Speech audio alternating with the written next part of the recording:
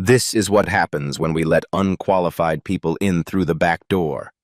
Professor Caldwell waves Jamal's notebook in the air. "You think you can fix this engine? You?" He laughs.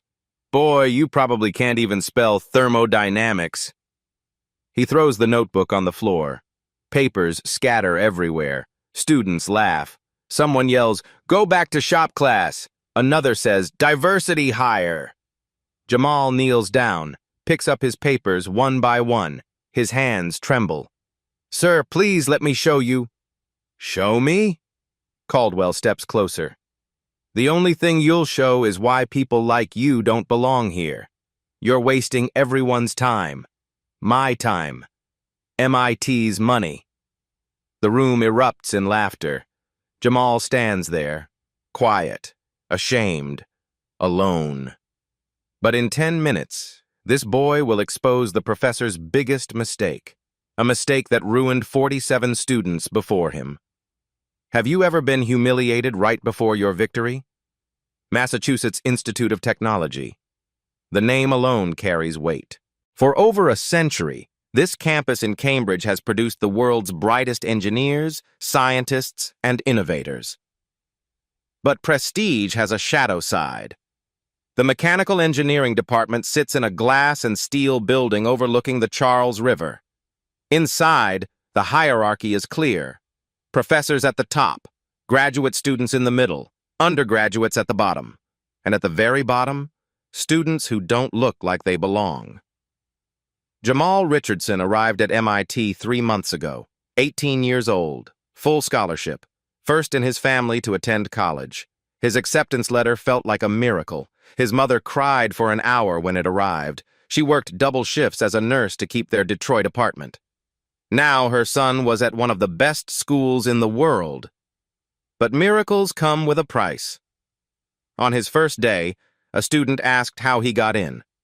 Not congratulations, not welcome, just suspicion wrapped in a smile. "Legacy admission?" the boy asked. "Scholarship," Jamal replied. "Oh." The smile faded. "One of those."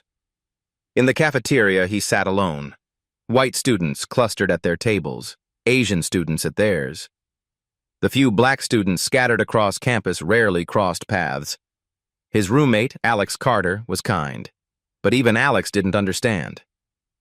"Just ignore them," Alex said one night. "Prove yourself through your work." But how do you prove yourself when the system decides your work isn't worth seeing? Me 301, Advanced Engine Design. The class every mechanical engineering student feared. Professor Harrison Caldwell had taught it for 30 years. His reputation preceded him. Brilliant, demanding, unforgiving. And something else. Something whispered but never proven. "He doesn't like certain students," a senior warned Jamal during orientation. "Be careful." The first week, Caldwell handed out the syllabus. 60% of students would fail or drop. That wasn't a warning. It was a promise. "Engineering isn't for everyone," Caldwell announced. "Some people simply don't have the intellectual capacity. No shame in that. Better to realize it now than waste 4 years pretending." His eyes swept the room, lingered on Jamal, moved on. The midterm project was legendary, a broken diesel engine that couldn't be fixed. Students had to diagnose the problem and propose a solution. For 2 years, every student reached the same conclusion. The engine had a fundamental design flaw. It needed a complete rebuild. Expensive, complex, theoretical. Caldwell called it a teaching moment about real-world engineering constraints. But there was something wrong with that story. Jamal noticed it in week 3. During a lab session, he was assembling a practice engine. His hands moved automatically. Muscle memory from years working with his grandfather. Caldwell walked past, stopped, watched. "Where did you learn to do that?" His tone was sharp. "My grandfather, sir, he was a mechanic." A mechanic." Caldwell said it like the word tasted bad. "This isn't a garage, Mr. Richardson. We don't need grease monkeys here. We need engineers who understand theory." Other students looked up. Someone snickered. Jamal's face burned, but he kept working. The next week, Jamal submitted a lab report early. He'd spent 12 hours on it, double-checked every calculation, included detailed diagrams. Caldwell returned it with a red F across the front. Suspected plagiarism, the note read. Report to the Academic Integrity Office. Jamal's stomach dropped. Plagiarism? Every word was his own. The meeting lasted 3 hours. 2 administrators questioned him, made him explain his work line by line, checked every source. They found nothing, because there was nothing to find. "You're cleared," the dean said finally. No further action. No apology. No acknowledgement of the accusation's damage. When Jamal returned to class, Caldwell was waiting.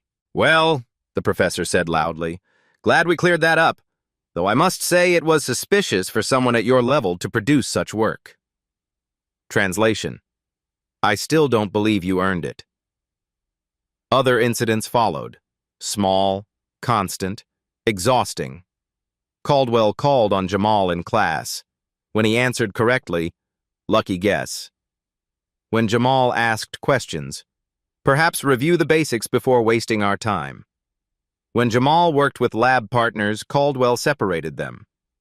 Mr. Richardson needs to prove he can work independently. Code for, I don't trust you not to cheat. The other students noticed. Some felt uncomfortable but said nothing. Others took it as permission. In the hallway, someone accidentally knocked Jamal's books from his hands. In study groups, his suggestions were ignored until a white student repeated them. In the machine shop, someone changed his CAD file settings. His project printed wrong. He had to start over. Death by 1,000 cuts. Alex saw it happening. "You should report him. This is discrimination." "Report him with what proof?" Jamal asked. "He never says anything directly. It's all implications. Tone, looks." "Then record him. And become the angry black student who can't handle criticism? That'll help my career." Jamal was trapped. Fight back and confirm their stereotypes. Stay silent and endure. He chose silence. At night, in his dorm room, he opened his notebook, the one his grandfather gave him before he died. Inside, Marcus Richardson's handwriting filled the pages. 40 years of observations, engine specs, problem-solving techniques. The last entry, written in shaky letters. "Jamal, they will tell you that you don't belong. Don't believe them. Trust your hands, trust your ears. The machine doesn't lie. People do." Jamal traced the words with his finger. His grandfather had worked at GM for 4 decades, never promoted past the floor, passed over for men with less experience but the right skin color. But Marcus was the best diagnostic mechanic in the plant. Everyone knew it. When an engine made a strange sound, they called Marcus. When a design had a flaw, Marcus found it. He just never got credit. "I won't be like you, Grandpa," Jamal whispered. "I'll make them see." The midterm project arrived in week 8. Caldwell wheeled the diesel engine into the lab on a metal cart. It looked ancient, covered in dust and oil stains. "This engine has stumped 20 students per semester for 2 years, Caldwell announced. 47 have tried to fix it. 47 have failed. He smiled. "Your task is simple. Diagnose the problem. Propose a solution. Present your findings in 2 weeks. Students crowded around, took photos, made notes. Jamal hung back, watched, listened. The engine sat silent. But engines always talked. You just had to know their language. Over the next 2 weeks, students worked frantically. They ran computer simulations, consulted textbooks. Some hired outside consultants for hundreds of dollars. The wealthy kids had advantages. One student's father owned an engineering firm. He had his dad's team analyze the engine remotely. Another student paid a graduate student $200 to help. Jamal had none of that, just his grandfather's tools, his notebook, and his hands. He spent hours in the lab after everyone left, touched every part of the engine, listened to it, felt the metal's temperature distribution. Something was wrong, but not what everyone else found.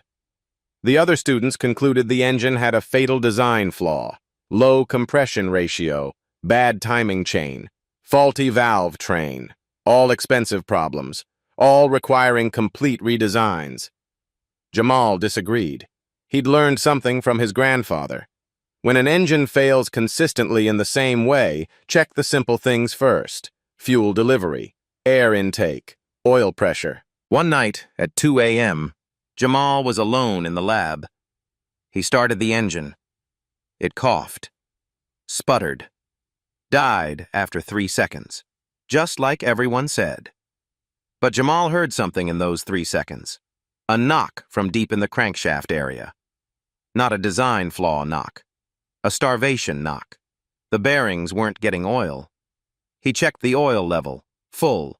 Checked the pump, working. Checked the filter, clean. So why was there no oil pressure? Then he remembered something his grandfather taught him. If everything works but nothing works, check gravity and geometry. Jamal grabbed 2 students walking past. "Help me tilt this engine stand."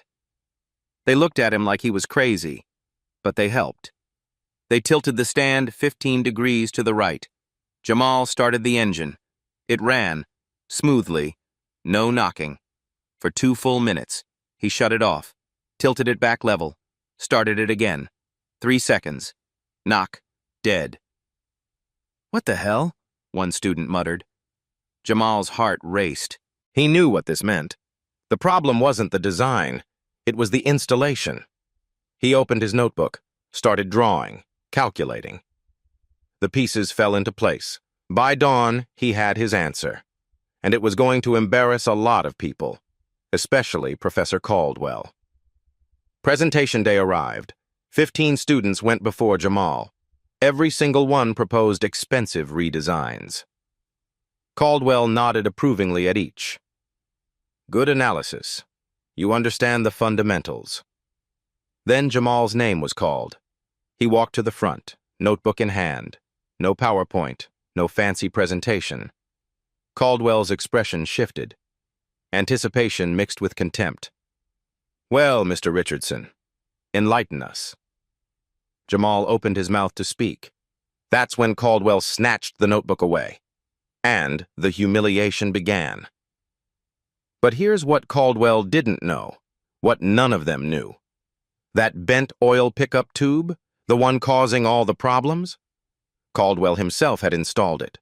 2 years ago, when he rebuilt the engine for teaching purposes, he'd over-torqued the mounting bolt, bent the tube 20 degrees, created a problem that only appeared when the engine sat level.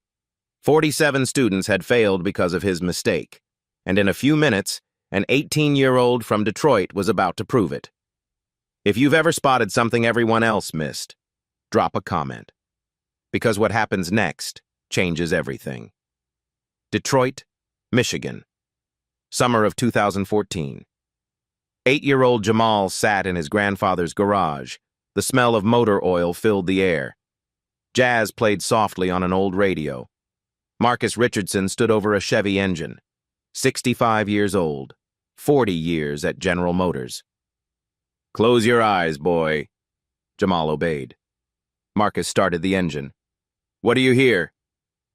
"An engine running?" "No. Listen deeper."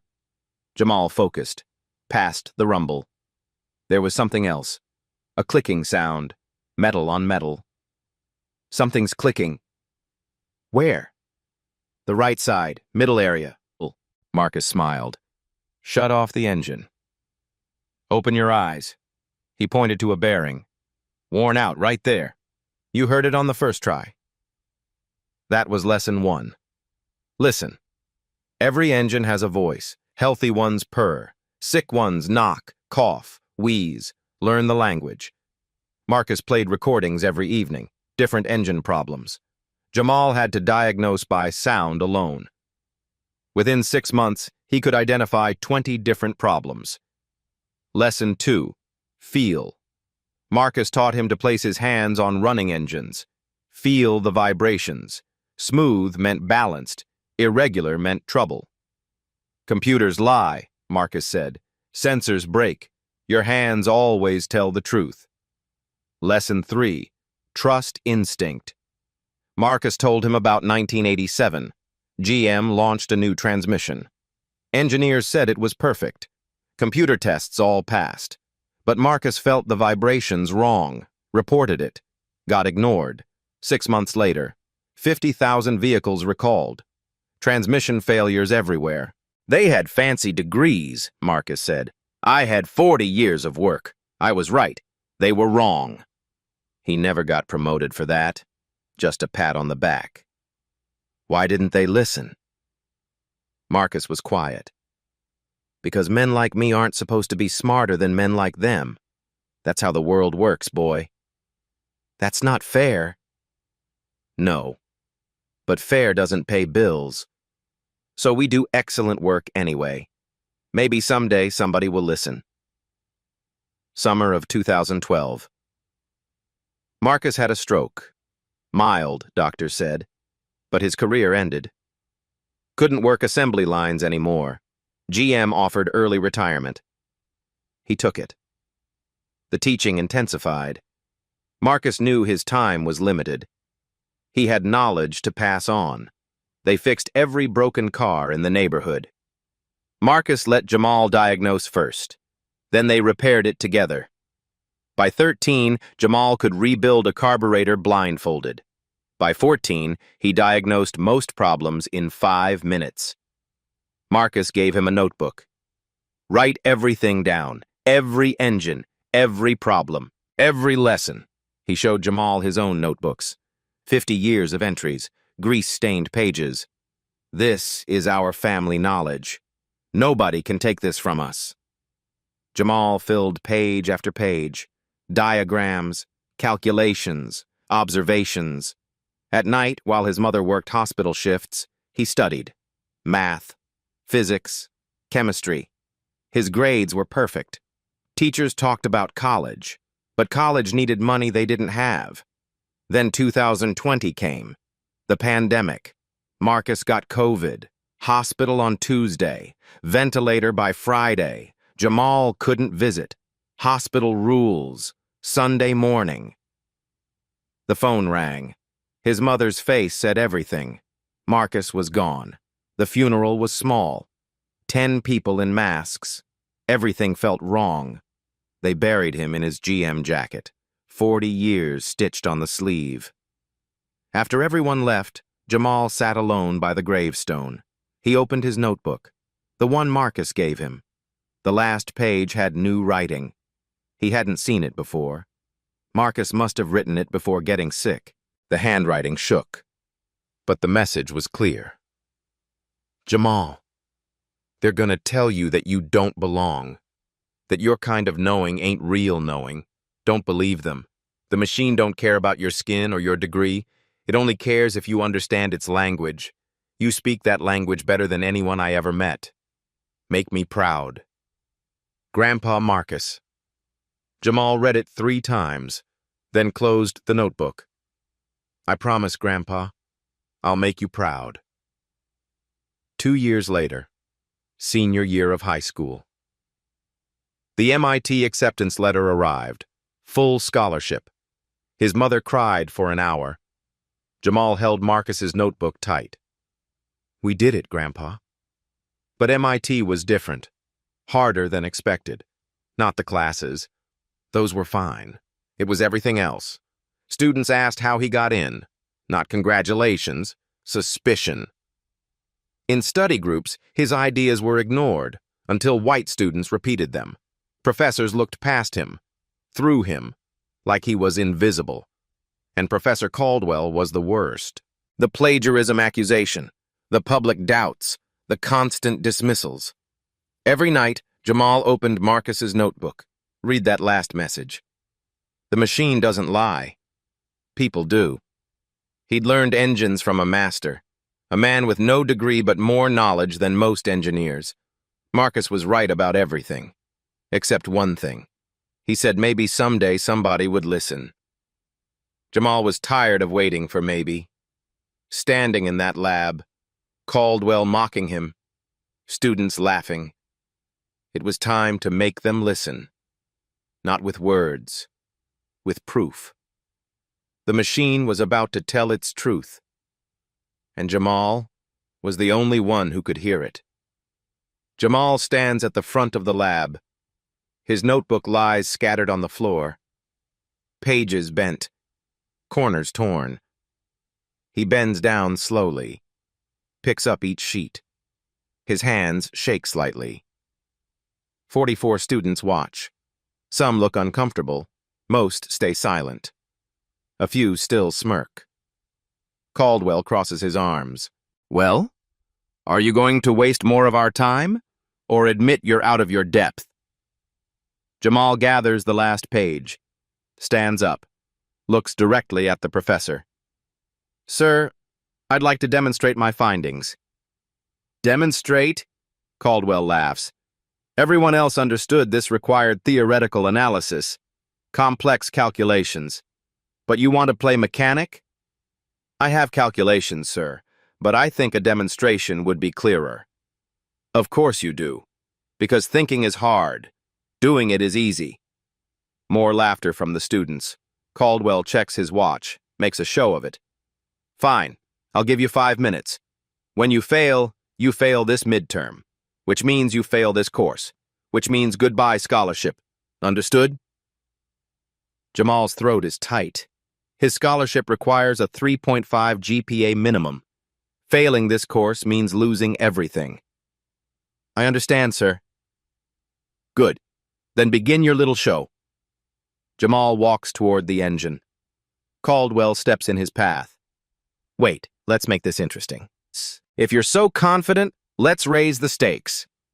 He turns to the class. How many of you found fundamental design flaws? Every hand goes up. And Mr. Richardson here claims it's just a simple adjustment. Caldwell's smile is cruel. So here's the deal. You get 10 minutes total, 5 to diagnose, 5 to fix. If you're right, I'll personally apologize to you in front of the entire department. He pauses. But when you're wrong, you don't just fail. You withdraw from MIT, tonight, because clearly you're not ready for this level of education. The room goes completely silent. Alex stands up. Professor, that's not fair. Sit down, Mr. Carter. Unless you'd like to join him. Alex sits. Caldwell looks at Jamal. Well, do we have a deal? This is insane. Jamal knows it. 10 minutes to prove something that could end his entire future. But he also knows what he heard, what he felt, what the engine told him. The machine doesn't lie. Deal, but I need access to the engine, S2, and I need my tools. Your tools? Caldwell gestures dismissively. Fine. Get your little toolbox. Let's see what Detroit public education can accomplish. Jamal walks to his station, opens his backpack. Inside is Marcus's red snap-on toolbox. 40 years old, dented, worn, but every tool is perfectly maintained. He carries it back, sets it on the bench beside the engine. That's when the lab door opens. An elderly woman walks in, gray hair, leather jacket over a blouse, walking with a wooden cane. The room freezes. Professor Margaret Carter, Professor Emeritus, legend. She founded MIT's Advanced Propulsion Lab in 1985. First woman to get tenure in mechanical engineering. Designed engine systems for NASA, Tesla, Formula One. She retired 3 years ago, but she still has an office. Still drops by occasionally. Nobody expected her today. Margaret, Caldwell says. His tone shifts, becomes almost respectful. This is just a student presentation. Nothing that requires... I heard raised voices from my office, Carter interrupts. She walks slowly to the front. Her cane taps against the floor. Sounded like something interesting. She looks at Jamal, then at the scattered notebook pages, then at Caldwell. What's happening here, Harrison? Caldwell clears his throat. Mr. Richardson has an unorthodox theory about the test engine. I'm giving him a chance to prove it. Unorthodox how? He thinks it's a simple mechanical adjustment. Everyone else correctly identified fundamental design flaws. Chen walks to the engine, examines it, touches the housing, looks at the mounting. This is the engine you've been using for 2 years? Yes. Excellent teaching tool. Really separates theoretical understanding from what? Carter turns to face him. From practical knowledge? Caldwell hesitates. From guesswork. Chen looks at Jamal, studies him for a moment. What's your name? Jamal Richardson, ma'am. First year? Yes, ma'am. And what's your theory? Jamal swallows. This is Professor Carter. The Professor Carter. He's read her papers, studied her designs. Ma'am, I believe the engine's failure is due to oil starvation, but not from a design flaw, from an installation error. Specifically, the oil pickup tube is bent. When the engine is level, the tube can't reach the oil. When tilted, it can. Chen's eyebrows raise slightly. You tested this? Yes, ma'am. Last week. Late at night. The engine runs perfectly when tilted 15 degrees to the right. Interesting. She looks at Caldwell. Harrison, did you know about this? It's irrelevant, Caldwell says quickly. Even if true, it doesn't change the fundamental. It changes everything, Carter interrupts. If the engine fails due to installation, not design, then 2 years of students have been solving the wrong problem. She turns back to Jamal. You have tools? Yes, ma'am. He points to Marcus's toolbox. Chen sees it, walks over, touches the worn red metal. Snap-on, 1980s model, well maintained. She looks at Jamal. These were your grandfather's? Yes, ma'am. He worked at GM for 40 years. Something shifts in Carter's expression. Respect. Then you learned from a real engineer. She turns to Caldwell. Give him fair conditions, Harrison. I want to see this. Caldwell's jaw tightens. Margaret, I don't think... I'm not asking. Her voice is steel. This student deserves a fair test. You made him a deal. Honor it. But I'm observing to ensure accuracy. She walks to a stool, sits down, places her cane across her lap. Mr. Richardson, you have 10 minutes. Show us what you've got. The whole room shifts.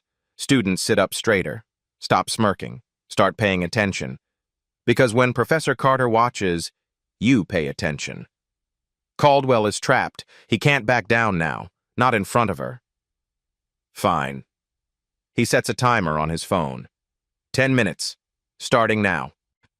The timer begins counting down. Jamal takes a deep breath, opens his toolbox. The smell of old metal and oil hits him. Smells like Marcus's garage, like home. He can do this. He has to do this. For Marcus, for his mother, for every kid told they don't belong. The machine doesn't lie. Time to prove it. The timer reads 9 minutes, 58 seconds. Jamal doesn't move toward the engine immediately. He stands still, eyes closed. A student whispers, "What's he doing?" Another laughs quietly. Praying, probably. But Jamal isn't praying. He's listening. This is what Marcus taught him first. Before touching, before testing, listen. He walks slowly around the engine, not looking at it, just listening to the silence. The room itself talks. The hum of fluorescent lights. The ventilation system. The breathing of 45 people. And underneath all that, the engine's silence. The particular quality of a machine that wants to run but can't. 8 minutes, Caldwell announces. Jamal opens his eyes, walks to his toolbox, takes out a small hammer, a flashlight, a rag. Students exchange confused glances. That's it? That's all he's bringing? He approaches the engine, places one hand on the block, feels the ambient temperature. Cold. This engine hasn't run in days. He taps the hammer gently against different points on the block, listening to each sound. Tap, tap, tap. The sound changes slightly at each point. Solid here, slightly hollow there, dense here, resonance there. "What is he doing?" someone whispers. Chen leans forward, watching intently. She knows exactly what he's doing. Acoustic analysis. Old school. The way mechanics diagnosed problems before computers. Jamal moves to the oil pan area, taps 6 points in a circle, listens carefully to each one. Then he stops, taps one spot again, and again. There. The sound is different. Wrong frequency. Wrong resonance. He pulls out his notebook, flips to a page filled with wave diagrams, numbers, calculations. 7 minutes, Caldwell says. Louder this time. Jamal ignores him. He's found something.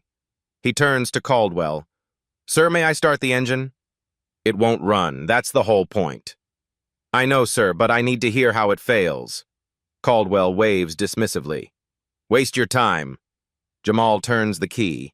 The engine coughs, sputters, makes a grinding noise, dies after exactly 3 seconds. Everyone's seen this before. It's what the engine always does. But Jamal heard something specific. In those 3 seconds, a sequence. Second 1, normal startup sound. Second 2, a knocking from deep in the crankshaft area. Second 3, the knocking intensifies. Then silence. He starts it again, presses his ear against the oil pan. Cough, knock, knock, knock. Dead. Again. Same pattern, same timing. 6 minutes, Caldwell announces. "Getting nervous yet?" Jamal straightens up, looks at the class. "The knocking sound you hear is bearing damage, but it's not developing during these 3 seconds. It's happening immediately. That means oil starvation right from the start." He walks to the whiteboard, grabs a marker. "Oil pump is here." He draws quickly. "Filter here, pressure sensor here, pickup tube here." He circles the pickup tube. "Everything upstream works. I've checked. The problem is in the pickup itself." A student raises her hand. "But the oil level is full. We all checked." "Correct. Oil is there, but it's not getting to the pump. Why?" He draws a diagram, shows the pickup tube reaching down into the oil pan. The tube needs to sit in the deepest part of the oil, but if it's positioned wrong or bent or blocked, it sucks air instead of oil. Caldwell interrupts. "We've been through this. The design specifications are correct. The tube is installed per manufacturer guidelines." "Then why does the engine run when tilted?" The room goes quiet. Chen sits up straighter. 5 minutes, Caldwell says, but his voice has changed, less confident. Jamal walks back to the engine. "I need to remove the oil pan, may I?" "You can't disassemble an engine in 5 minutes, Caldwell says. "I can remove an oil pan in 6. I've done it before." Chen speaks. "Let him try, Harrison." Caldwell has no choice. "Fine, but every second you waste takes away from your fix time." Jamal grabs a socket wrench from his toolbox, slides underneath the engine on a mechanic's creeper someone brings over. His hands move fast. Automatic. Muscle memory. He locates the oil pan bolts. 16 of them. Begins removing them in sequence. Not randomly, in a specific pattern. The opposite of the torque sequence. 1, 2, 3. Students count quietly. His hands don't fumble, don't hesitate. He knows where every bolt is without looking. 4 minutes left. 8 bolts removed. 3 minutes left. 14 bolts removed. 2 minutes left. All 16 bolts out.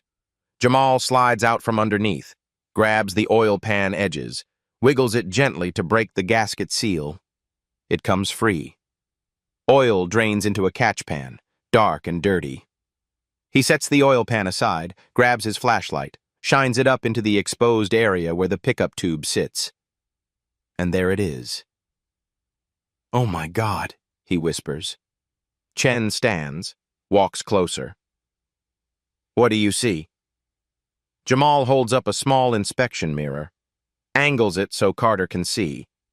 The oil pickup tube. The metal straw that's supposed to draw oil from the pan to the pump. It's bent. Not dramatically, but definitely bent. About 20 degrees off angle. The bend is right at the mounting point, where the tube connects to the pump. When the engine sits level, the bent tube points upward. It can't reach the oil, just sucks air. When tilted, gravity pulls the oil deeper. The tube finally reaches it. Chen examines it carefully. How did this happen? Jamal looks at the mounting bolt, sees crush marks on the tube. Someone over-torqued the mounting bolt, probably used an impact wrench without checking torque specs. The bolt crushed the tube, bent it. He pulls out his notebook, shows his calculations. I measured the angle, 22 degrees. At level orientation, the tube opening sits 1.3 inches above the oil surface. That's why it fails in 3 seconds, burns through the residual oil in the pump. Then starvation. Chen takes the notebook, studies the calculations, the diagrams, the measurements. Her expression changes. Respect. Real respect. She looks at Caldwell. Harrison, who assembled this engine? Caldwell's face goes pale. That's not relevant. Who assembled it? Silence. Chen walks to a filing cabinet, pulls out a logbook, flips through pages. Test Engine 7, rebuilt and prepared for teaching use. September 2022. She looks up. Signed by Professor H. Caldwell. The room explodes in whispers. Caldwell assembled it. This whole time, the unfixable flaw. The fundamental design problem. It was his mistake. 1 minute. Someone says quietly. Jamal is still under the timer. 1 minute to fix it. Caldwell tries to recover. Even so, you can't fix a bent tube. It needs replacement. That's not a repair, that's a parts swap. Jamal reaches into his toolbox, pulls out a small metal tube, 6 inches long, 2 rubber couplings, 2 hose clamps. I don't need to straighten it. I can bypass it.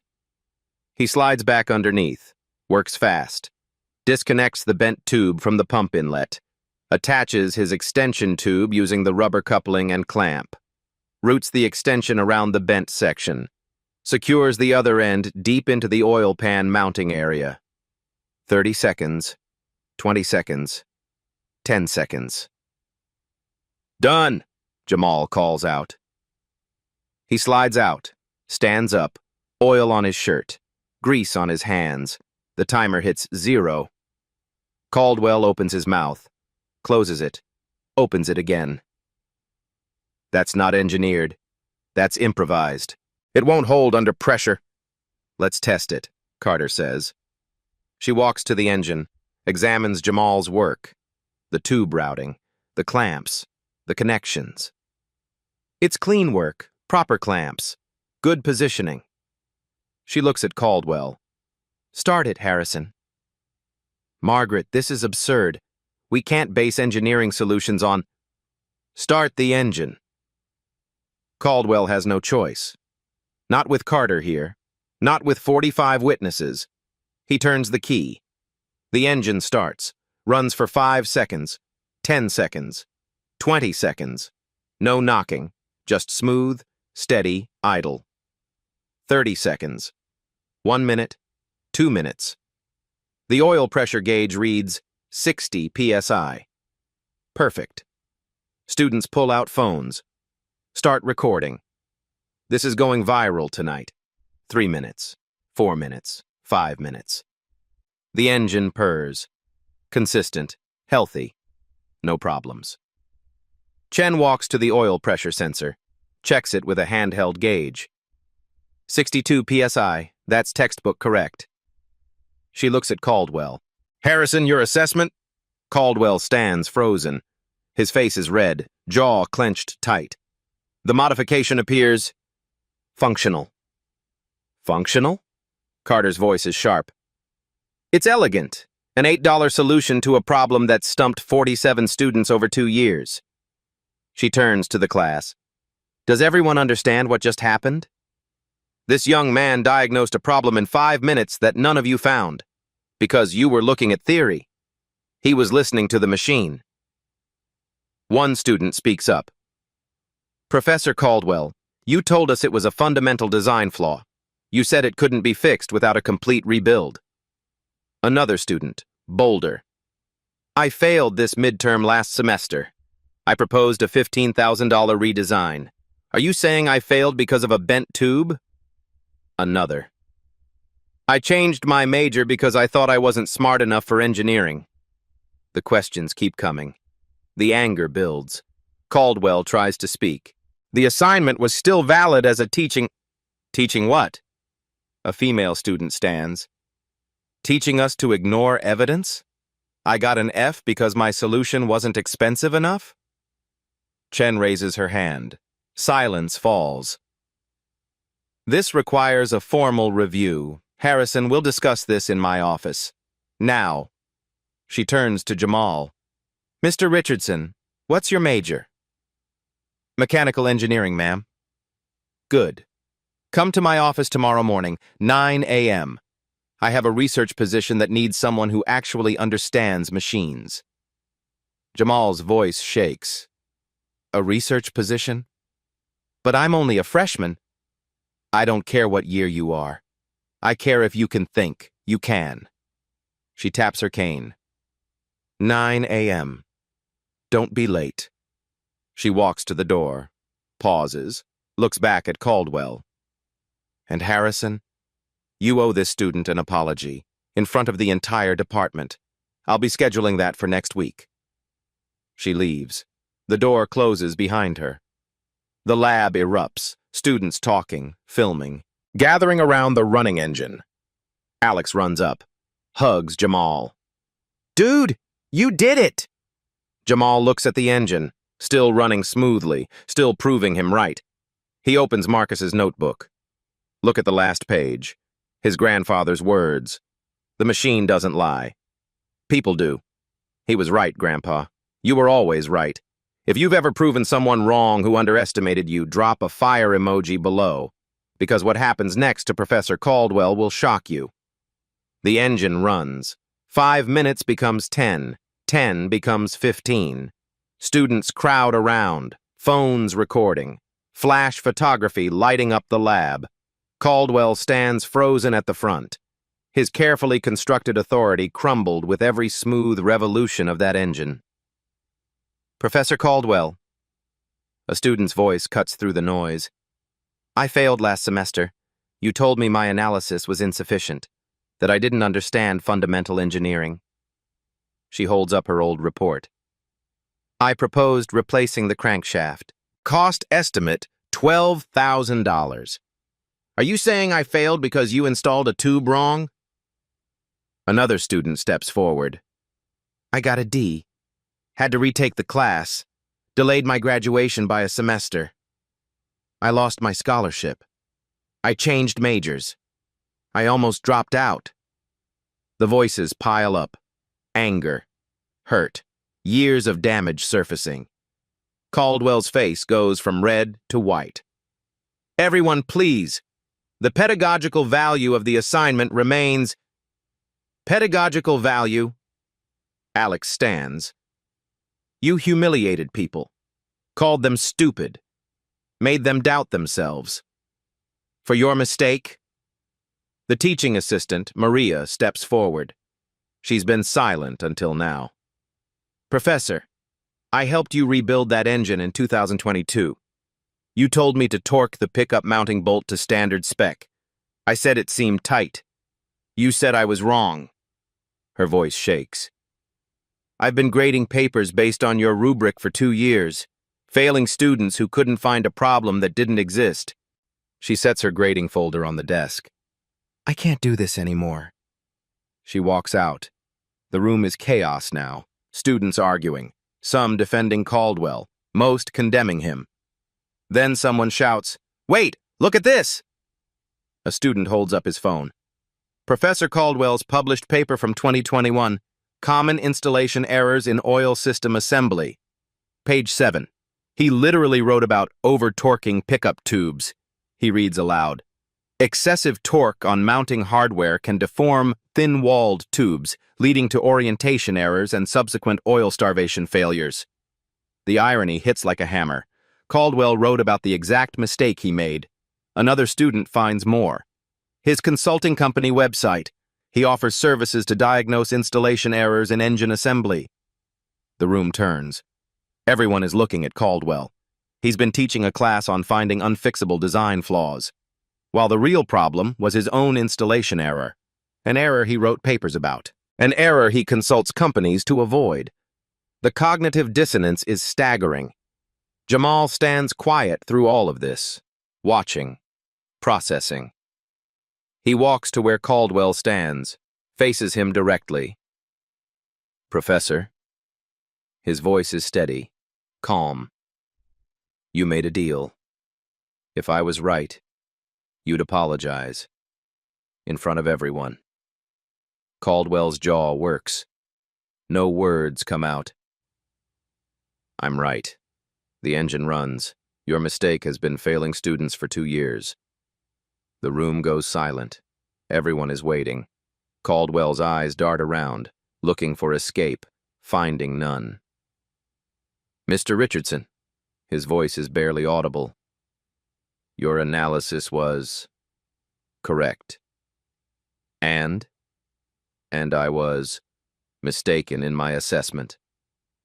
And the comments about affirmative action, about lowered standards, about me not belonging here." Every phone in the room is recording now. This moment will be everywhere by midnight. Caldwell's face twists, pride fighting survival instinct. He knows Carter is watching this somehow, knows the department will hear about it. Those comments were inappropriate. Inappropriate? Jamal's voice rises for the first time. "You called me for a diversity admission, said I couldn't spell thermodynamics, threw my work on the floor." He picks up his notebook. The page is still bent from earlier. "You accused me of plagiarism last month, made me sit through 3 hours of interrogation, found nothing, never apologized." He steps closer. "You've been doing this to students like me for years, and today, an 18-year-old from Detroit with his grandfather's tools just proved you don't know what you're talking about." The room holds its breath. Caldwell opens his mouth, closes it. He looks old suddenly, tired. "I apologize." The words come out flat, hollow. "You were right. I was wrong. Look at me when you say it." Caldwell's eyes meet Jamal's, for just a second, then drop. "I apologize, Mr. Richardson. Your solution was correct. Mine was not." It's not a real apology. Everyone knows it. But it's on camera, witnessed, undeniable. Jamal nods, picks up Marcus's toolbox. "This is my grandfather's toolbox, Marcus Richardson. 40 years at GM, no engineering degree, just knowledge, real knowledge." He looks around the room. "He taught me that machines don't lie, only people do." He looks back at Caldwell. "You lied to 47 students, told them they weren't good enough, when the truth is you weren't good enough to check your own work." He walks toward the door, stops, turns back. "I'll be at Professor Carter's office tomorrow at 9 a.m. I earned that." He walks out. The door closes behind him. The engine is still running, smooth and steady, proving him right with every revolution. In the hallway, Jamal leans against the wall. His hands shake now, adrenaline wearing off. Alex comes out, finds him, doesn't say anything, just stands there. After a minute, Jamal speaks. "Did that really just happen?" "Yeah, man, that really just happened." Jamal looks at his grandfather's toolbox, runs his hand over the worn red metal. We did it, Grandpa. They listened. Inside the lab, students are already posting videos, hashtags forming. Justice for Jamal, MIT engineering scandal, professor exposed. By morning, the story will be everywhere. But right now, at this moment, Jamal just breathes. He proved it. Not with anger, not with violence, with knowledge. The machine told the truth, and finally, people heard it. 9 a.m. the next morning. Jamal stands outside Professor Carter's office, 3rd floor, corner office with windows overlooking the Charles River. He knocks. Come in. The office is different from what he expected. No fancy furniture, no ego wall of awards, just bookshelves filled with technical manuals, a workbench covered in engine parts, diagrams taped to every wall. Chen sits at her desk, gestures to a chair. Sit. Jamal sits. His hands grip Marcus's toolbox on his lap. That was quite a performance yesterday, Carter says. I wasn't performing, ma'am. I was proving what I knew. I know. That's why you're here. She pulls out a folder. I run a research lab. We develop thermal management systems for electric vehicle powertrains. High efficiency. Cutting edge. She slides the folder across. I need someone who understands how machines actually work. Not just theory. Reality. Jamal opens the folder. Research assistant position. $25 per hour. 10 hours per week. That's $250 a week, he says quietly. More money than he's ever made. Can you start Monday? Yes, ma'am, absolutely. Good. You'll work with 3 PhD students. They're brilliant theoretically, but they need someone who can feel when something's wrong. Someone who listens. She stands, walks to her window. I've been at MIT for 40 years, built this department, and I've watched people like Caldwell turn it into a credentialing factory. She turns. You know what separates good engineers from great ones? Great ones know that knowledge comes from everywhere. Your grandfather with 40 years on an assembly line? He was a great engineer. No degree needed. Jamal's throat tightens. I called the dean this morning, Carter continues. There will be a formal investigation into Caldwell's midterm practices. Every student who failed in the past 2 years will have their grade reviewed. What about Professor Caldwell? That's not your concern, but between us, his time here is ending. She walks back to her desk, opens a drawer, pulls out a checkbook.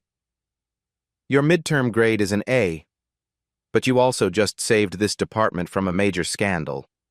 She writes a check, slides it over. $5,000. Jamal stares.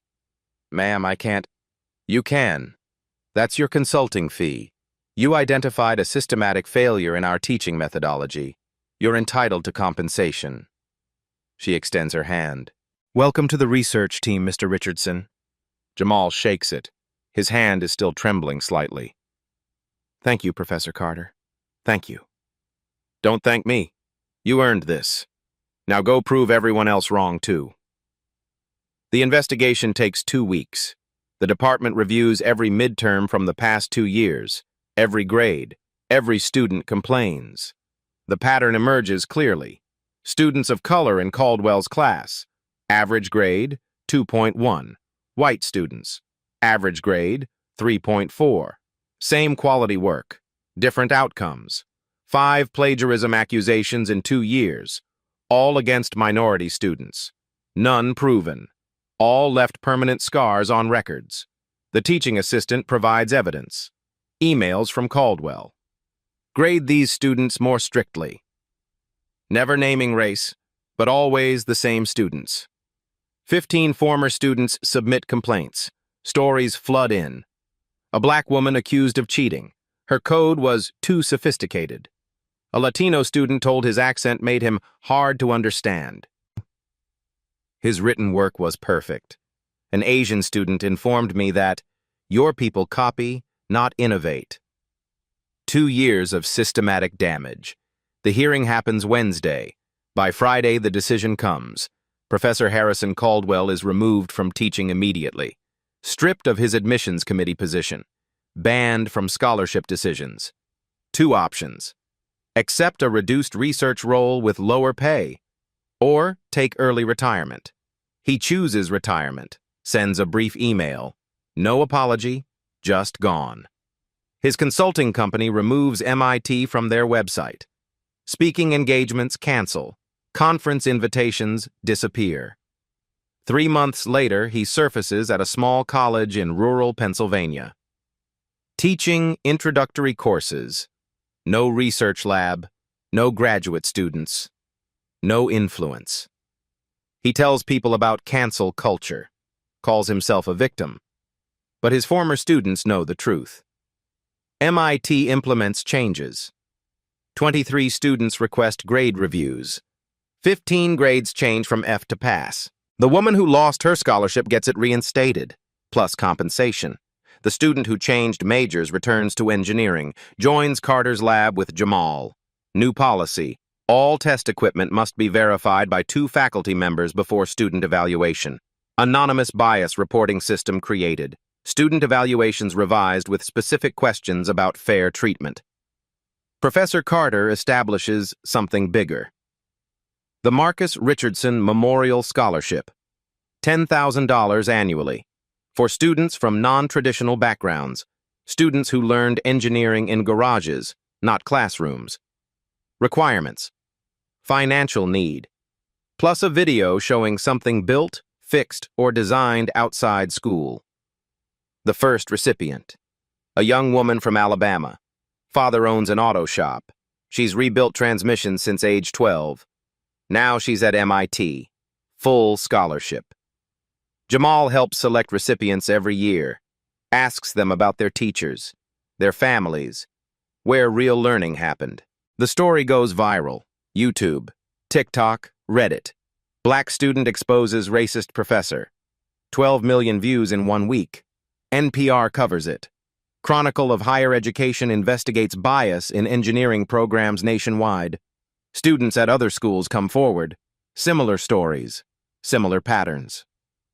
A movement begins. Hashtag Justice for Jamal spreads, becomes bigger. Justice for every student told they don't belong. 5 universities review their engineering departments. 3 professors at different schools retire quietly. The system doesn't transform overnight, but cracks appear. Light enters. Caldwell's legacy at MIT. Not his papers, not his tenure, but a warning. A reminder that prejudice has consequences. That underestimating people based on appearance costs everything. That an 18-year-old with his grandfather's tools can expose decades of academic arrogance. Marcus Richardson never got recognition at GM. 40 years of brilliance overlooked. But his grandson ensures his name lives on. In a scholarship. In a movement. Every student who walks into MIT knows that knowledge comes from everywhere. Not just textbooks and laboratories, but garages and assembly lines in the hands of people who built America while being told they weren't smart enough. Caldwell lost everything trying to protect a lie. Jamal gained everything by revealing the truth. The machine doesn't lie. It never did. 6 months later, Jamal stands in front of 30 freshman students. Carter's new workshop. Practical engineering fundamentals. Half the students come from non-traditional backgrounds. Farm kids, military families, auto shop children. My grandfather never went to college, Jamal begins. Worked 40 years at GM. Some people thought that made him less qualified. He opens Marcus's red toolbox on the desk. But he understood engines better than most professors, because he listened, he felt, he trusted what machines told him. He looks at the students, sees himself 6 months ago. You're at MIT now, you'll learn theory, mathematics, simulations. That's important. But don't forget where you came from. Don't forget who taught you. The machine doesn't care about your credentials, only if you understand its language. A young black girl in the front row raises her hand. What if people say we don't belong? Jamal smiles, touches his grandfather's toolbox. Then prove them wrong. Not with anger, with excellence. Behind him on the wall hangs a photo. Marcus Richardson, 1947 to 2020, master engineer. The legacy continues. Have you ever been underestimated because of where you came from? Drop a comment below.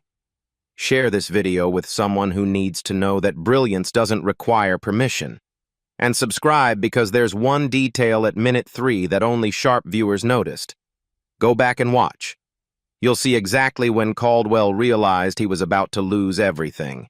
Hit that subscribe button. More stories of people who changed the system coming soon. At Black Voices Uncut, we don't polish away the pain or water down the message. We tell it like it is because the truth deserves nothing less.